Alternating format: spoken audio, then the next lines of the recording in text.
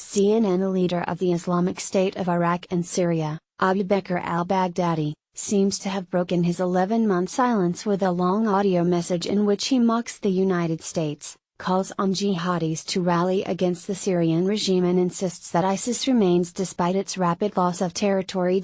A spokesman with the U.S. Office of the Director of National Intelligence told CNN, "We are aware of the audio tape purported to be of Abu Bakr al-Baghdadi and are taking steps to examine it. While we have no reason to doubt its authenticity, we do not have verification at this point."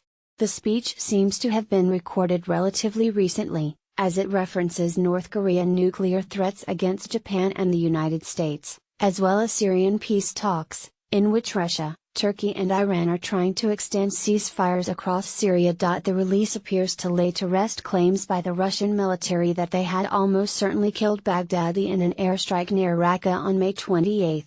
U.S. officials say ISIS has largely been forced out of Raqqa as well as Mosul, and Baghdadi may be somewhere in the middle Euphrates River Valley. That is an area that straddles Syria's border with Iraq, to which much of the group's leadership is thought to have relocated earlier this year. A spokesman for the US-led coalition fighting ISIS said they were not aware of the audio recording. "This is the first I've heard about it," U.S. Army Colonel Ryan Dillon, a spokesman for Operation Inherent Resolve, told reporters Thursday at the Pentagon by teleconference from Baghdad. Dillon later added, "Without verifiable evidence of his death, we have continued to assume he's alive." Dillon said he was sure our people are looking at the recording, and if there's any information in the recording as to his location, we may have folks moving in right now.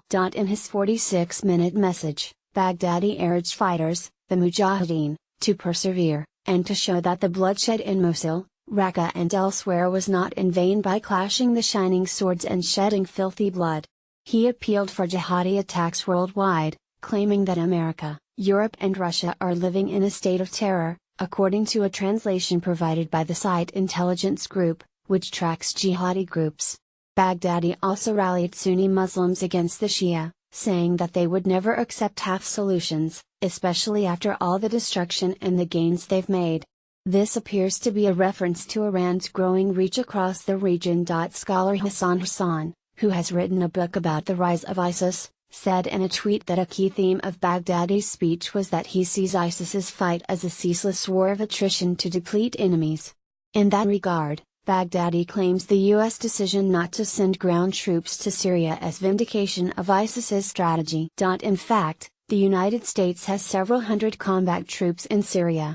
Baghdadi says the U.S. suffers from fatigue and Russia has taken control of the Syria situation.